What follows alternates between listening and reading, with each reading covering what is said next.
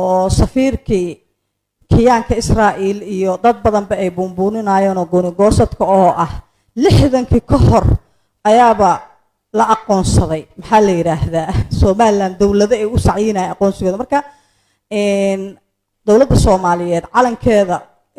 konton iyo afartii markii la sameynayay wax Soomaaliland la yiraahdo calan ma qabin calanka la taagana ka soo ahay marka see bulshada Soomaaliyeed taariikhdaas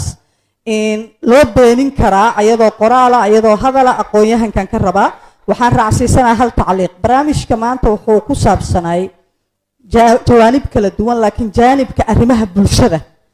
oo aan isleeyahay hawshan wuxuu u yahay muhiim ma ka muuqanin oo ah culumada haweenka dhalinyarada waxa aad loogu noqnoqday dad hal helo u dhashay deegaankaas amba deegaanadaas oo bulshadooda wax u sheego فرينتيدا iyo waxa waaye commentigayga waxa waaye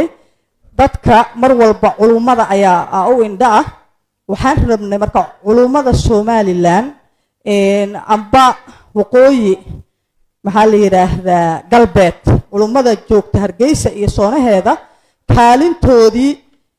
waxa muuqata horta hore inay mid u gabeen oo ah dadkan inta cuqdada laga buuxinayay inta taalo loo dhiso diyaarad la lahaay cadawaa qabtiin waxay keentay aamusnaantoodii inay galaan Israa'iil maanta marka waxbay badbaadin karaan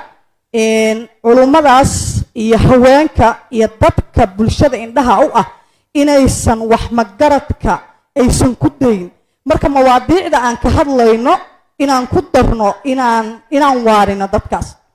araa'idu la yakdibu ahlu nabiga kaleey salaatu wasalaam raa'idka la sheega culumada ugu horeysa dhaqanka waaye haweenkii dadkii oo indheer garadka ahay marka inay ehelkooda baadida lagu wado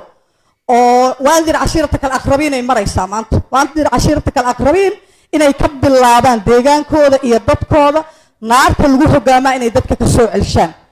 baraana walaalnimada iyo islaamnimada iyo wax la isku yahay inay ku dhiiradaan hadday ku dhintaan dariiqaas waa dariiqi sharafta lahay hortooda lagu tagi jiray haddii kalena inay bulshada badbaadshaan ayaan ilaahay ka rajaynaynaa dadka dhunsan iyo kuwa